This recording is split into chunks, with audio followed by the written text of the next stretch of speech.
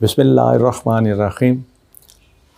السلام علیکم ناظرین، میں ہوں ارشد یاسین اور آپ دیکھ رہے ہیں ریڈار۔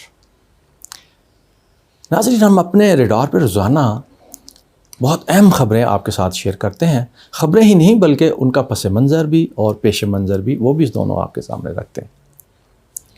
اور آج عدالتی کارروائی اور حکومت نے، جس طرح میں نے کل بھی کہا تھا کہ آج وفاقی کابینہ کا اجلاس ہے، اس میں بہت اہم فیصلے ہونے جا رہے ہیں۔ ان فیصلوں میں سے ایک پہ ہم بات کریں گے، جس میں وزارت داخلہ نے وزیر اعظم کو رپورٹ بھی پیش کر دی ہے اور اس پہ کارروائی بھی شروع ہو گئی۔ کارروائی ہوئی کیا شروع، اس تفصیل سے آپ کے سامنے رکھتا ہوں۔ دوسری عدالتوں میں جو کیسز ہیں، اس میں تحریک انصاف کی ایک درخواست تو خارج ہو گئی، جس میں انہوں نے کہا تھا کہ جناب یہ ہمارے 9 حلقے ہی کیوں، ہم نے تو استعفے 130 میں دیے ہیں، اجازت دیجیے 30 الیکشن کمیشن کو ہدایت کریں کہ 130 کے حلقوں پہ الیکشن کرائے، 9 پہ نہیں۔ وہ درخواست خارج ہو گئی۔ اور اس پہ ہوا کیا، آبزرویشن کیا تھی ان کی، کیا مشورہ انہوں نے دیا تحریک انصاف کو، اس پہ بھی ہم آپ سے بات کر لیتے ہیں۔ ممنوعہ فنڈنگ کیس کا شو کاز نوٹس جو الیکشن کمیشن نے دیا ہوا ہے ناظرین، اس کے شو کاز نوٹس کے جو جواب طلب کیا گیا تھا، اس میں تحریک انصاف کی طرف سے جواب تو دیا نہیں گیا۔ پوچھا گیا کہ جناب جواب کدھر ہے، انہوں نے کہا جناب آپ نے 68 صفحات پہ وہ شو کاز نوٹس بھیجا ہے، تو یقیناً ہم اس کی اسٹڈی کر رہے ہیں، اس کا جواب دیں گے، آپ ہمیں مہلت دیں۔ بس وکیل کی اور چیف الیکشن کمیشن کی تھوڑے سے مکالمے کے بعد یہ طے کر دیا چیف الیکشن کمیشن نے کہ ٹھیک ہے، ہم آپ کو مزید 2 ہفتوں کی مہلت دیتے ہیں، آپ 2 ہفتوں میں جواب داخل کرتے۔ اس کا مطلب یہ ہوا کہ ممنوعہ فنڈنگ کیس کا جو شو کاز نوٹس، جس کے متعلق یہ لکھا گیا تھا کہ کیوں نہ یہ جو ممنوعہ فنڈنگ جو ہے وہ ضبط کر لی جائے، اس میں نااہلی، اس میں گرفتاری، اس میں کچھ نہیں ہے، فارن فنڈنگ بھی نہیں ہے۔ جو شو کاز نوٹس ہے وہ یہ ہے، اور اس کا جواب جو ہے اب پی ٹی آئی نے داخل کروانا ہے، جس کی ان کو مہلت مل گئی ہے۔ یہ تو ممنوعہ کیس کا معاملہ ہے۔ اسلام آباد ہائی کورٹ نے کیا کیا؟ اسلام آباد ہائی کورٹ نے یہ کیا کہ انہوں نے کہا کہ یہ 9 حلقوں میں جو انتخابات ہو رہے ہیں، یہ اسپیکر کا فیصلہ ہے۔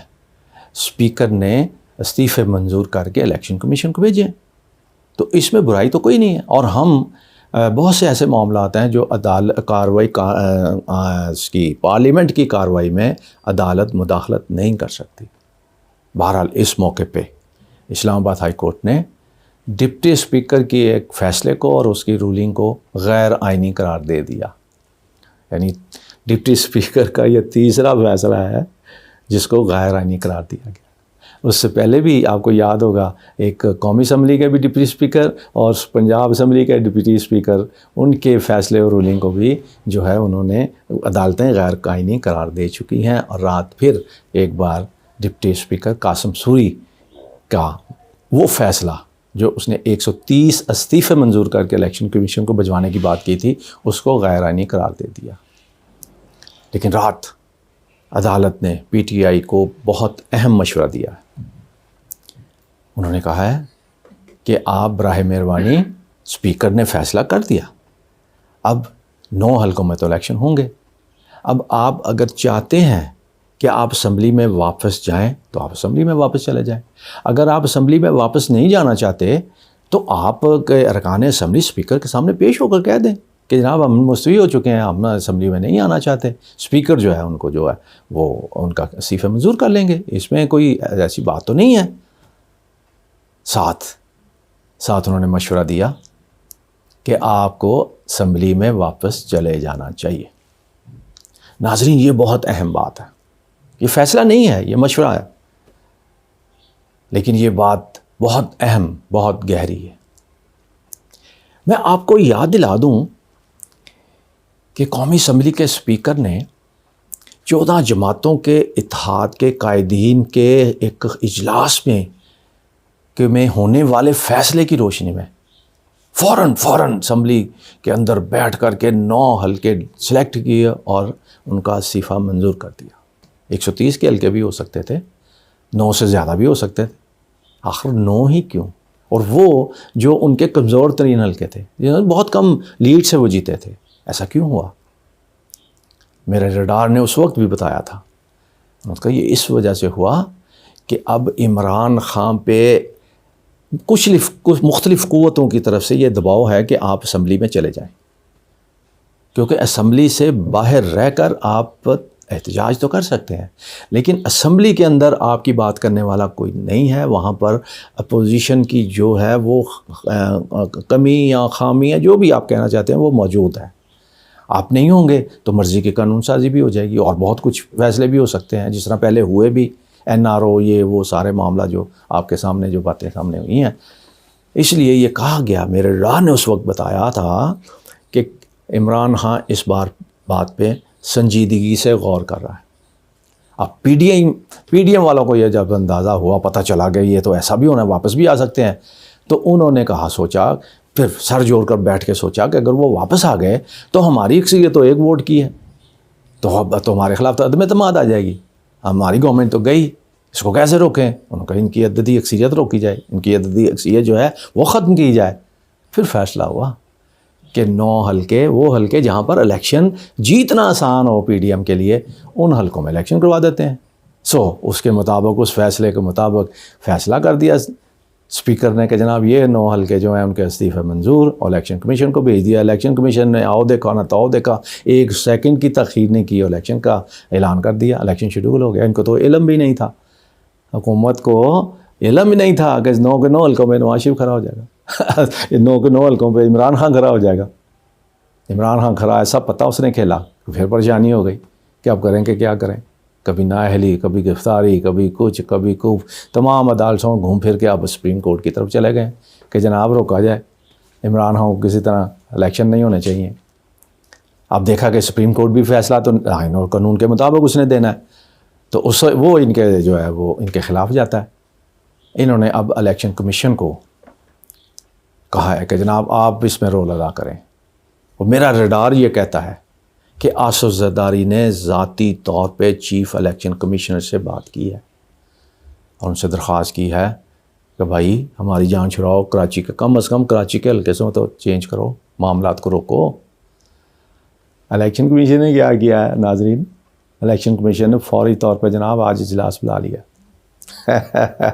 آج اجلاس بلا لیا کہ کراچی کے 3 حلقے سیلاب زدگان اور یہ وہ کس طرح ووٹ ڈالا جائے گا، انتظامات کیسے ہوں گے، پولنگ کا عملہ کیسے آئے گا، یہ ہوگا وہ ہوگا. ایک تلاش کی جا رہی ہے ریزن کہ کراچی کے الیکشن تو فوری طور پہ فی الحال ملتوی سمجھے نا، ملتوی کر دیے جائے نا کسی نہ کسی طرح، تاکہ جان میں جان آئے آصف زرداری کی.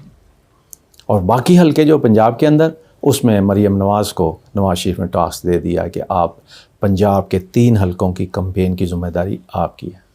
اب انہوں نے اس پہ شیڈول جاری کیا ہے کہ کہاں کہاں جلسہ کریں گی، کہاں کہاں نہیں کریں گی. لیکن ان کا یہ پہلے بھی تجربہ ناکام رہا ہے، کیونکہ جہاں جس حلقے کی ذمہ داری ان کو دی گئی ہے وہ اس حلقے میں بری طرح شکست کھائی ہے مسلم لیگ نون نے. اب تو ویسے بھی کہا جا رہا ہے کہ عمران خان جو ہے وہ اس کی جو ہے پاپولیرٹی اس حد تک آگے ہے کہ کوئی 20 اور 80 کے درمیان معاملہ ہے.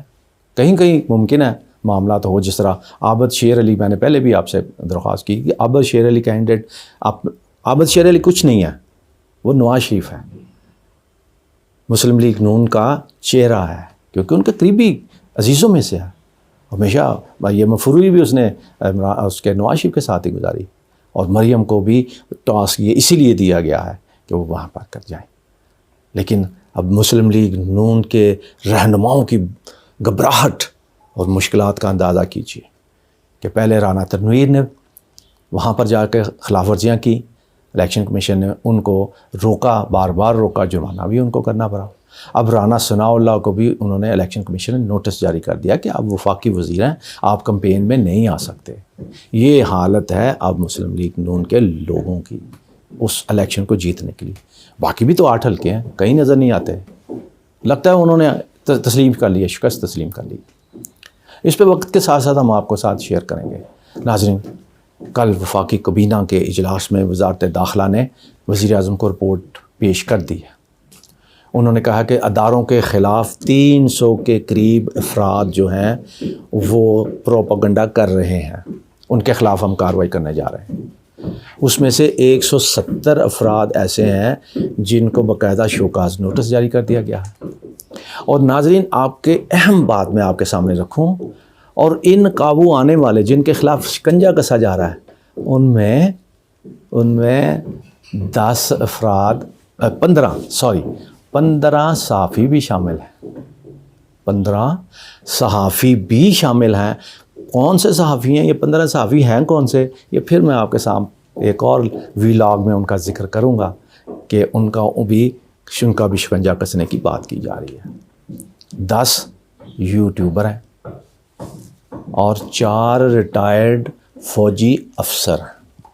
ناظرین، 4 ریٹائرڈ فوجی افسر بھی ہیں جو ان کی پوری فہرست کے اندر، جن کے خلاف کارروائی ہونے جا رہی ہے۔ وزارت داخلہ نے اس پہ باقاعدہ کارروائی کا آغاز کر دیا ہے، اور اب گرفتاریاں جب ہوں گی، پرچے مقدمے درج ہوں گے، یہ سارے معاملات، تو اس پہ بھی ایک الگ سے شور شرابہ اٹھے گا میڈیا پہ تو آپ کو میں نے پہلے ہی کہا کہ غیر اعلانیہ جو ہے پابندیاں لگ گئی ہیں۔